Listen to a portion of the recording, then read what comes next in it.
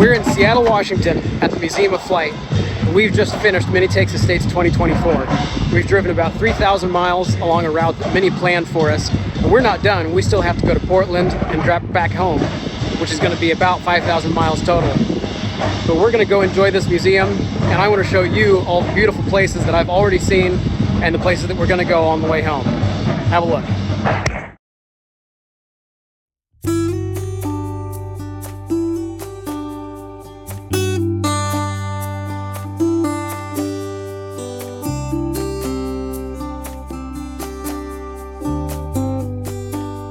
We drove 9 hours yesterday across the state of Kansas, and we've landed in Colorado at Zach's cabin.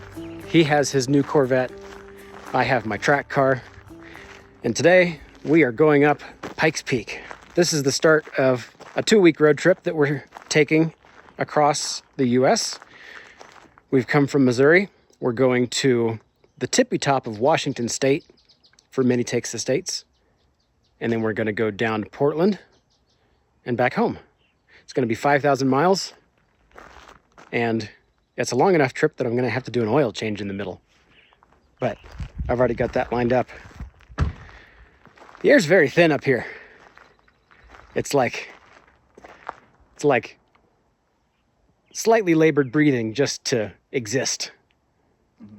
But Zach's used to it because he lives up here. Yeah, I'm not even awake yet, running on hopes and dreams. Coffee will kick in eventually. You all know Zach. We're buds. He used to have a Corvette, and he misses it. And it's now back. He has one again. This one's better in almost every single way. Mm-hmm. But yeah, we're going to go up there now. In my particular opinion, it's better in the specific way that it's a manual transmission instead of an automatic. Because my knee is no longer 80 years old. That's right. And it's a 7-speed. Many to choose from. We're going to go get breakfast, and then we're going to go up Pikes Peak. And it will be the highest that this car has ever been. It will probably be the highest that that car's ever been. Honestly, probably so, but not as high as I've ever been. And it will be the highest that I've ever been. Because although I have been up Pikes Peak once, yes, I did it in the Miata, and I did it like the week before they opened the new visitor center, and they stopped us like a mile before the peak. So I actually haven't even been up there. Well, I guess in a car, yes, because before they shuttled us up there and we were able to walk around on top, but not... I haven't been up there. You have. I haven't. Yeah, you have. No, we have photos to prove it. I never took a shuttle. No. We were up there. I remember we took photos. He doesn't remember, but we're going to throw that up on screen right after this. Cue a blank screen. Nope. I was right. I have made a horrible error. That's right. It was some rocks that look exactly as the same rocks that are obviously up on the very top that we are walking around. I haven't been to the peak of Pikes Peak yet. I've been very close, but now that the visitor center is done, I will be able to do that this time. It's glorious. That's all. And I can't wait for you to see it. But yeah, apologies for my terrible error. I'm stoked. All right, I'm ready. Let's go. Let's go. After breakfast, and after the obligatory car wash, we made our way towards Pikes Peak to start the climb, and as luck would have it, the weather took a turn for the worse. This was not ideal, because the road to the peak is very steep, and for most of the distance there are no guardrails. Fortunately, as we continued up the 5,000-foot climb, the rain didn't last long, and as the road got steeper, first gear became my only option to keep going. At over 10,000 feet of elevation, the air was so thin, my little 100-horsepower engine felt like it was making close to half of that. But no matter, we soldiered on, and we made it all the way to the peak at 14,115 feet. We are at the top of Pikes Peak, all the way at the top this time. Last time when I did this in my Miata, I thought I made it all the way, but they had the visitor center closed for construction, and they stopped us, put us off in a parking lot to the side that I thought was like a mile from the top. It was 5 or so miles from the top. So we went way farther this time. This time, I get to take a picture next to the Pikes Peak Summit sign. Pikes Peak Summit sign. It's really cold up here and the air's really thin. 14,115 feet. This is the highest I have ever been, and Probably I anticipate the highest I ever will be standing on dry ground. Both of our cars made it up here with no trouble. Zach is here with his big professional camera. He's gonna take some pictures. Absolutely. It's quite chilly for It's July. very cold. It's 40 something. But once we go back down the mountain, it's gonna be 70 or 80 something. It's really trippy having such disparaging temperatures in such a short amount of time. All right, I'm cold. Goodbye now. Goodbye.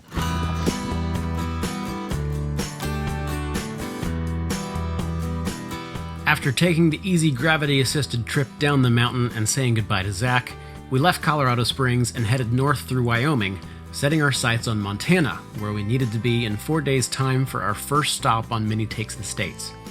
On the way, we saw some of the most beautiful places I've ever been, like Medicine Bow Peak, which felt like a perfect summary of the area with just about every kind of scenery packed into one spot. We also crossed a very large expanse of Wyoming where there was absolutely no civilization for over 100 miles, and that is not an exaggeration. This was slightly scary and really made us appreciate the next gas station we found. Continuing northwest through Wyoming, we drove through the Grand Tetons and eventually Yellowstone National Park, where we accidentally stumbled across Black Sand Basin, an area near Old Faithful where there was almost no foot traffic and easy access to get right up next to the pools and geysers that they really wanted you to know could kill you, and rightly so. In fact, it just so happened that only a few days later, the next basin over from where we stopped literally exploded, covering multiple people in debris and destroying some of the walkways. Yikes. But we didn't die, and the very next day, we arrived in Bozeman, Montana, where we met up in a grassy field with hundreds of other Mini owners who had come from all corners of the country for this awesome event. We are in Bozeman, Montana for Mini Takes the States 2024. We've just driven from Kansas City to Colorado to see Pike's Peak, went up into Wyoming, and we're now in Montana. We've done about 2,000 miles so far, and we've got a little over 3,000 more to go. And we're just joining the event. This is the second half of the trip. We skipped the first half in lieu of visiting some friends in Colorado, but now we are back in the thick of it, and this is a really, really big crowd. We're already seeing people we recognize. This is the funniest thing. So on last year's trip in 2022, there was this car that just by happenstance, because of our sleep schedules and how we ended up waking up in the morning and getting here, we parked behind them 80% of the mornings. And if we weren't behind them, we were right next to them in the next row somehow. And we just, by coincidence, that happened every time. And this year we were like, how funny would it be if they showed up, and it kept happening. And you can't make this up. I recognized them by their license plate because they got a new car.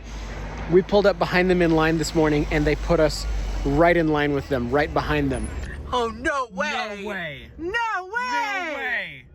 No way! You're kidding! They don't know who we are. They don't even know. Looks different Oh too. my God, it's the same people. It was the funniest thing. They have a new car. I wrapped my car. Neither of our cars looked the same, but we wound up together again, and it's so funny. This is the best environment. I'm with the best people. I'm with the cars that I love, and there's lots of things to do and see. I'm gonna go have breakfast and talk to some people. Mini Takes the States is a cross-country rally hosted by Mini USA that anybody who owns a Mini can participate in. This is an official brand-supported event that's happened every other year since 2006. There have been 9 rallies in total, and Mini USA has donated thousands of dollars in proceeds to various charities every time. This is my 3rd time driving across the country for this event, and I would not miss it for anything. It's an event unlike anything that any other car manufacturer has done for its customers, and it goes without saying, the vibes are incredible. Bye, guys!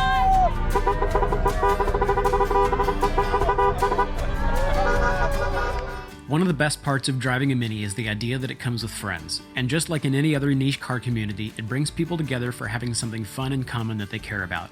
In years past on Mini Takes Estates, I've made friends that I get together with whenever I can, and this time I spent an evening helping to vinyl wrap one of their cars as part of a week-long project where they wrapped 4 Minis over the course of the trip and unveiled them one at a time in the morning meetups when they were done.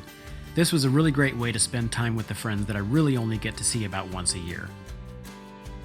The morning meets are called Rise and Rallies. Some people show up really early to get to the head of the pack, but the herd continues to grow until about 9 a.m. Here, breakfast is provided, you can pick up swag, you can check out other people's cars, and you can sign your name on the hood of a car that will eventually get hung up at the mini plant in Oxford where the smaller minis are produced. So customizable. I mean, there's every single one out there is so unique, so customized. We really want to celebrate that. Let's gather in a little bit closer. Come on up. Silk pullers, pull that silk, show us skyline. Woo! On this particular trip in 2024, the event started in Albuquerque and drove north to Bozeman, Montana, where we joined. It then continued west towards the finishing point in Seattle, and although it would be most efficient to take I-90 between the cities, efficiency is not what this trip is about. Mini always plans routes that are less traveled and show off the beauty of the country, because the point of Mini Takes Estates is not to make good time, it's to have a good time. One of the most integral pieces of rhetoric that Mini has held on to over the years is that your car should be fun to drive and be an extension of your personality. At an event like this, where you can see hundreds of cars that are all completely unique, it's easy to see what makes Mini attractive as a car to drive and as a lifestyle brand. There's a strong sense of loyalty within the community, and it's a big part of what makes events like this so good. After the last Rise and Rally in Yakima, Washington, we technically had one more stop to make for the evening event in Seattle, but we still had more ground to cover before we reached our halfway point. We're in Washington State right now, very close to Mount Rainier. We're about 5,000 feet up, and this is the view that we have right now, driving down this highway. This is just close to the most beautiful place I've ever been. How about that? The day after we left Seattle, we took on the busiest day of the whole trip, and it turned out to be one of the most memorable. We stopped at a lavender farm where there were many bees, but fortunately they were all very busy and had absolutely no interest in us. We stopped at a museum where a man had collected 40 years worth of stuff that he had found washed up on beaches, including fishing equipment, new products that fell off of container ships, and a collection of messages in bottles complete with replies that had been sent and received for each one. These were all worthwhile sights, but they were spur-of-the-moment side quests that popped up on our way to what was the ultimate scenic goal of the trip, and after another couple hours of driving, we arrived at the most northwesterly national park in the country.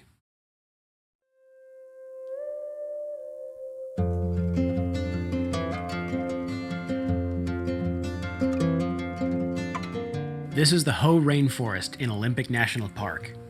This park is so massive, it has different biomes on each side. The rainforest gets 12 feet of rainfall every year, so it was very humid, and the mosquitoes love that. But really, this area was so pretty, and after everything else we'd done that day, we got there at exactly the right time. The sun was low, the temperature was perfect, the clouds looked straight out of Toy Story. You really can't ask for better scenery than this. We spent probably 2 hours here, but there was still one more stop we had to make, and we had to be quick, although we did get distracted by the elk in the road on the way out. We left the rainforest and drove just a few more minutes west, off of Highway 101, as far as you can go before you get wet, to Ruby Beach, about 30 seconds before the sun set over the Pacific Ocean.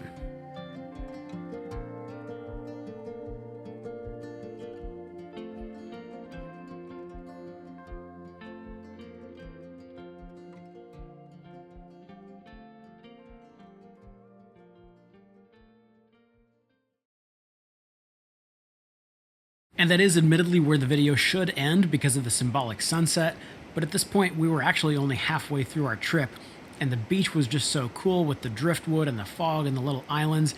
I obviously couldn't make this video without showing this to you guys, and I hadn't even done my oil change yet. Or, well, I guess, here I go. This is my friend Sebastian's place in Portland.